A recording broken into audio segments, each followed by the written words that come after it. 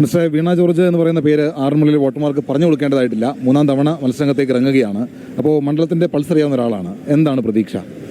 ഇടതുപക്ഷ ജനാധിപത്യ മുന്നണിക്ക് മികച്ച വിജയം ഉണ്ടാകും എന്നുള്ളത്. കാരണം 10 വർഷം മുമ്പുള്ള ആറന്മുളയല്ല ഇപ്പോഴത്തെ ആറന്മുള. 10 വർഷം മുൻപ് ഇവിടുന്ന് സർക്കാർ ഓഫീസുകൾ മറ്റിടങ്ങളിലേക്ക് പോകുന്നു. ഒരു റോഡ് പോലും PMNBC ടാറിങ് ചെയ്തിരുന്നില്ല. ഇവിടെ പനിക്ക് മരുന്നിരുന്നല്ലാതെ അതിനപ്പുറത്തേക്ക് ഒരു സൂപ്പർ സ്പെഷ്യാലിറ്റി സേവനങ്ങൾ ഉണ്ടായിരുന്നില്ല. അതുപോലെ തന്നെ ഒരുപാട് കാര്യങ്ങൾ. അപ്പോൾ ഈ മണ്ഡലത്തിൻ്റെ മുക്കിനും മൂലയിലും വികസനം എത്തിക്കുന്നതിന് സാധിച്ചൊരു കാലഘട്ടമാണ്. അത് ഈ തൊട്ട് മുന്നിൽ ഇപ്പോൾ നമ്മുടെ മുന്നിലുള്ള കാര്യങ്ങൾ ഇത്രയും ഒരു കിലോമീറ്ററുള്ള കാര്യം നമ്മൾക്ക് നോക്കിയാൽ ഈ റോഡ് PMNBC ടാറിങ് ചെയ്തതാണ്. ഇവിടെ നിന്ന് നമ്മുടെ നെല്ലിക്കാലയിലേക്ക് പോകുന്ന റോഡ് PMNBC ടാറിങ് ചെയ്താണ്. നമ്മുടെ തൊട്ടടുത്തുള്ള വെട്ടിപ്പുറ സ്കൂൾ 1.5 കോടിയോ 2 കോടി രൂപ പുതിയ ബ്ലോക്ക് നിർമ്മിച്ചതാണ്. ഇനി നമ്മുടെ ജനറൽ ആശുപത്രി 53 കോടി രൂപയുടേതാണ്. അങ്ങനെയുള്ള വികസനങ്ങൾ ഒരുപാടുണ്ട്. പക്ഷേ ഈ 10 വർഷക്കാലത്തിനിടയിൽ ഏറ്റവും അധികം രാഷ്ട്രീയമായിട്ട് വേട്ടയാടപ്പെട്ട ഒരു മന്ത്രി അത് വീണ ജോർജ് ആയിരുന്നു. അപ്പോൾ പ്രതിപക്ഷം ഇത്തവണയും വലിയ ആരോപണങ്ങൾ മന്ത്രി ആയിരിക്കെ ഒരുപാട് വീണ ജോർജിനെ വന്നിട്ടുണ്ട്. അപ്പോൾ അതടക്കം പ്രതിപക്ഷം തെരഞ്ഞെടുപ്പിൽ ആയുധമാക്കുകയാണ്. അത് തിരിച്ചടിയാകും എന്ന് ഭയക്കുന്നുണ്ടോ? ഇപ്പോൾ ചോദിച്ചില്ലേ വേട്ടയാടുകയാണെന്നോ? അത് ജനങ്ങൾക്ക് മനസ്സിലായി എന്നുള്ളതാണ്. എന്തിനു വേണ്ടി ഇപ്പോൾ അടിസ്ഥാന സൗകര്യ വികസനം ഈ കാലഘട്ടത്തിൽ ഉണ്ടായിട്ടുള്ള പോലൊരു വികസനം ഉണ്ടായിട്ടുണ്ടോ ഏതെങ്കിലും കാലഘട്ടത്തിൽ? 330 താലൂക്ക് ആശുപത്രി പുതിയ കെട്ടിടങ്ങൾ നമ്മുടെ മുന്നിലല്ലേ. ഇപ്പോൾ നോക്കൂ, പത്തനംതിട്ട ജില്ല നമുക്കൊന്ന് എടുക്കാം. ജനറൽ ആശുപത്രി, കോഴഞ്ചേരി ആശുപത്രി, അടൂർ ആശുപത്രി, കോന്നി ആശുപത്രി. ഇവിടെ പേര് പറയുന്നത് എന്താ? പുതിയ ബ്ലോക്കാ. റാന്നി ആശുപത്രി പണിയുന്നു. മെഡിക്കൽ കോളേജ് യാഥാർത്ഥ്യമായി. തൊട്ടിപ്പുറത്ത് പത്തനംതിട്ടയിൽ ഗവൺമെൻറ് നഴ്സിംഗ് കോളേജ് തുടങ്ങി. സിമറ്റിൻ്റെ നഴ്സിംഗ് കോളേജ് കോന്നി തുടങ്ങി. ചിറ്റാറിലൊരു സിപാസിൻ്റെ നഴ്സിംഗ് കോളേജ് അനുവദിച്ചു. ആറന്മുളയിൽ കെയ്പിൻ്റെ നഴ്സിംഗ് കോളേജ് അനുവദിച്ചു. അപ്പോൾ നമ്മൾ അതുപോലെ ചികിത്സ, ഇപ്പോൾ പകർച്ചവ്യാധി പ്രതിരോധം, നിപ്പയിൽ ഏറ്റവും കുറവ് മരണനിരക്ക് 2023 33%, എൻകഫലൈറ്റിസ് 99%, ആഗോള മരണനിരക്ക് കേരളത്തിൽ 24%.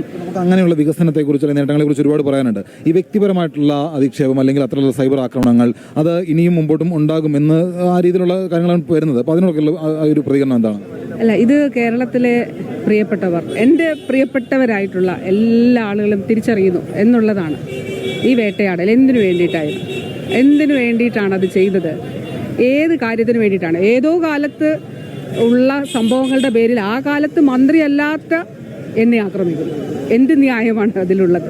അല്ലേ? ഒടുവിൽ ചാർത്തുവിട്ട പട്ടം നടിയാണെന്നാണ്, ഏറ്റവും നല്ല മികച്ച നടിയാണെന്നുള്ള പട്ടമാണ് കിട്ടിയത്. അങ്ങനെ ഉള്ളവർക്കാണ് അങ്ങനെ അറിയാൻ പറ്റുക. അല്ലേ? എന്തെല്ലാം കാര്യങ്ങൾ റീത്ത് വെക്കുക. നമ്മൾ വീട്ടിൽ മക്കളും കുടുംബവും ഒക്കെ ആയിട്ട് താമസിക്കുന്നവർക്ക് എന്തിനു വേണ്ടിയിട്ടാണ്? എൻ്റെ കാലത്ത് ഏതോ കാലത്ത് നടന്നതിൻ്റെ പേരിൽ ഈ കാലത്ത് വന്ന് ചെയ്യാണ്. തെരുവിൽ നേരിടുക. എന്തിനു വേണ്ടിയിട്ടാണ് ഇത് ചെയ്യുന്നത്?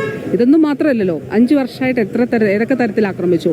ട്രാപ്പിൽ കൊടുക്കാൻ നോക്കിയില്ലേ? എങ്ങനെ കൈക്കൂലിയുടെ ആണെന്ന് പറഞ്ഞിട്ട് വന്നു. പക്ഷെ അവിടെയെല്ലാം ഒരു നീതി സത്യമുണ്ടായിരുന്നു.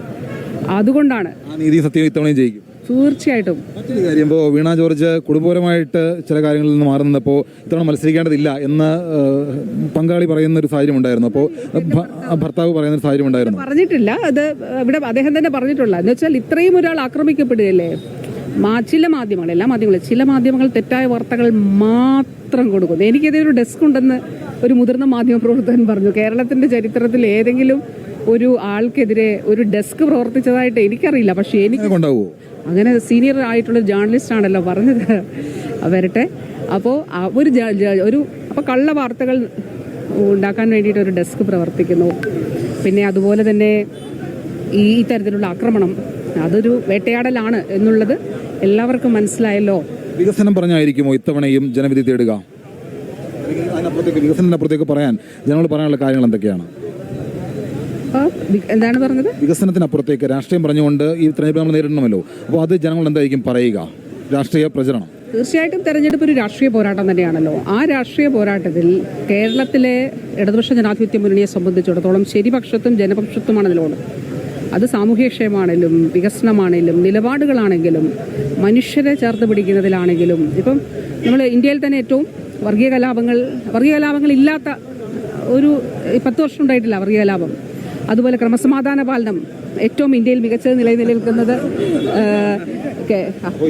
എല്ലാവിധ ആശംസകളും. അതെ, താങ്ക് യു.